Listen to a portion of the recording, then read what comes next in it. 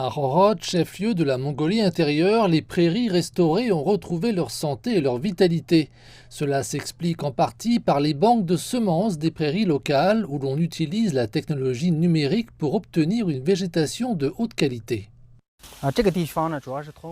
Ce lieu combine principalement la technologie numérique et la recherche sur les espèces locales d'herbes afin d'améliorer l'efficacité de la recherche et la faisabilité de la restauration écologique. Sous les installations se trouve une zone de stockage contenant un très grand nombre d'échantillons de sol. Ici, on compte environ 1,5 million d'échantillons et toutes les données ont été saisies dans notre système. Les spécimens de plantes font également partie de la base de données. En fonction de l'emplacement, nous enregistrons des informations sur les plantes, l'eau, le sol et le climat.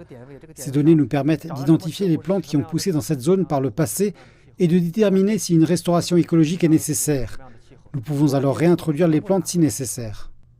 Les données sont par ailleurs présentées de manière visuelle, ce qui facilite leur compréhension. Si une restauration est nécessaire, le système recommande une combinaison de plantes et fournit des indications de restauration écologique.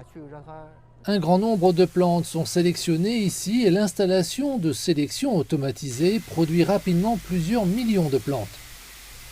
Bien qu'elle ressemble à une prairie classique, chaque variété d'herbe a été soigneusement sélectionnée. Ces variétés sont mieux adaptées au climat local et aux conditions environnementales, comme la résistance à la sécheresse, mais aussi aux parasites. La sélection des variétés de graminées est également basée sur la présence historique de certaines espèces dans la région. De nos jours, ce processus de sélection est principalement mis en œuvre par le biais d'une gestion numérique. Ces espèces de graminées sont élevées, cultivées et sélectionnées, et seules les plus adaptées sont plantées dans les zones de restauration écologique. Mais ce n'est pas tout. Le suivi en temps réel et dynamique est aussi crucial. Il s'agit d'un dispositif de surveillance écologique complet que nous avons mis au point. Il est doté de fonctions répulsives pour les oiseaux, de capteurs d'humidité et de salinité du sol à la base. Ces capteurs servent à surveiller les insectes et au sommet, ils recueillent des informations météorologiques. Grâce à ce dispositif, nous pouvons contrôler la période d'irrigation dans un rayon de 5 km avec des vannes électromagnétiques et d'autres équipements. C'est ici que les données relatives à plus de 60 000 types de semences ont été collectées.